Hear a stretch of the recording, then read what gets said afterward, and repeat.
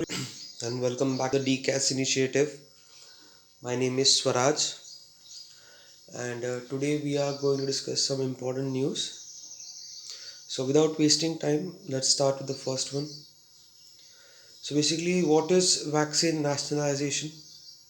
ये न्यूज़ में था क्योंकि US has now twice indicated that it would like to secure priority access to doses of COVID-19 vaccines. Other countries, including India and Russia, have taken similar stance.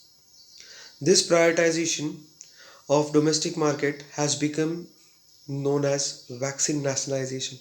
In short, vaccine nationalisation ये ऐसा term है कि vaccine जो है वो procure करते हैं world से कहीं से भी कोई भी कंपनी से पहले अपने सिटीजन्स के लिए एक भारी मात्रा में एंड बचा हुआ वो मार्केट के लिए बचता है. So how it works. Vaccine nationalization occurs when a country manages to secure doses of vaccine for its own citizens or residents before they are made available in other countries. This is done through pre-purchase agreement between the government and vaccine manufacturer. ठीक है, तो ये pre-purchase agreement होता है. तो ये कुछ नई बात नहीं है. 2009 में जब स्वाइन फ्लू आया था तभी भी यूएस ने एक सिमिलर स्टेप ऐसा ही उठाया था. ठीक है. सो तो क्यों ये अच्छा नहीं है. ठीक है, why it is not good. Because vaccine nationalisation is harmful for equitable access to vaccine.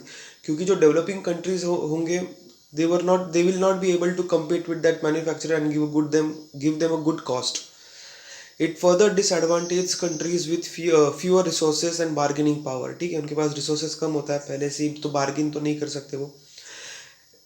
It deprives population in the global south from timely access to vital public health. Taken to its extreme, it allocates vaccine to moderately at higher risk population in wealthy countries over population at higher risk in developing countries. क्योंकि maximum pandemic देखना कभी कभी जो होता है वो developing countries में ज़्यादा होता है as compared to western countries और मॉडर्न कंट्रीज. तो इसलिए वो वैक्सीन अवेलेबल नहीं होते उनके लिए. Then next one is NASA's gateway lunar orbit outpost. It was in news because NASA has recently finalized the contract for the initial crew module of the agency's Gateway Lunar Orbiting Outpost.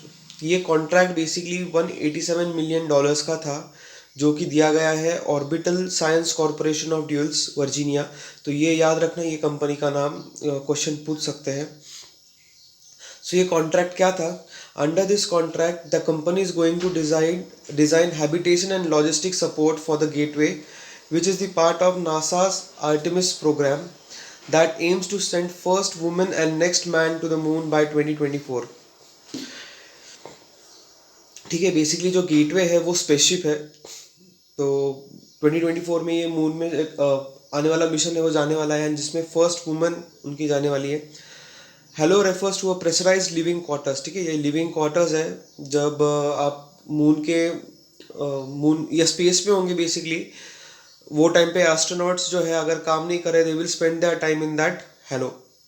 This quarter will be about size of small apartment and will provide augmented life support in tandem with NASA's Orion spacecraft. So what is NASA's Gateway? Gateway is a small spaceship that will orbit the moon, meant for astronaut mission to the moon and later expeditions to Mars. It will act as a temporary office and living quarters for astronauts distant at 250 miles from Earth. The spaceship will have living quarters, labs for science and research, docking ports for visiting spacecrafts. What is Artemis? It is a full form of acceleration, reconnection, turbulence and electrodynamic of moon's interaction with the sun. It is NASA's next mission to the moon. Objective is to measure what happens when the sun's radiation hits a rocky moon where there is no magnetic field to protect it. Artemis was the twin sister of Apollo and goddess of the moon in Greek mythology. तो एक Greek mythology का नाम है basically एक. World Crocodile Day was observed on 17th June. It is used to create global awareness campaign to highlight the plight of crocodiles basically.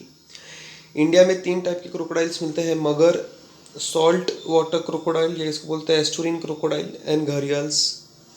तो देखते हैं difference क्या है। मगर जो है बेसिकली इंडियन क्रोकोडाइल है, it is found through out the country, through out the Indian सब कॉन्टिनेंट बेसिकली। मगर जो है ये फ्रेश वाटर में पाई जाती है। घरियाल जो है ये फिश ईटिंग क्रोकोडाइल है, and it is native native to Indian subcontinent. And जो सॉल्ट वाटर क्रोकोडाइल है, it is the largest of all living reptiles, least concern है, एंड ये तुमको मिलता है सिर्फ ईस्ट कोस्ट ऑफ इंडिया। तो ये डिफरेंसेस याद रखना, इसमें से फिश ईटिंग कौन सी है, फ्रेश वाटर कौन सी है, सॉल्ट वाटर तो नाम से ही पता चल जाएगा। तो फ्रेश वाटर जो है हमारी वो है मगर, घरियल जो है it is a fish eating. So hope you have understood the lecture. Gharial they are found in limited areas, okay. तो वो एरियाज़ के नाम याद रखना, national Chambal sanctuary, Katarniaghat wild life sanctuary, Son river sanctuary, and rain forest biome of Mahanadi. ठीक है, तो बहुत कम जगह पे है, ओडिशा में बेसिकली ये ज़्यादा मिलते हैं। ठीक है, for additional knowledge. So hope you have understood the lecture. If you have in doubt you can comment below. Thank you.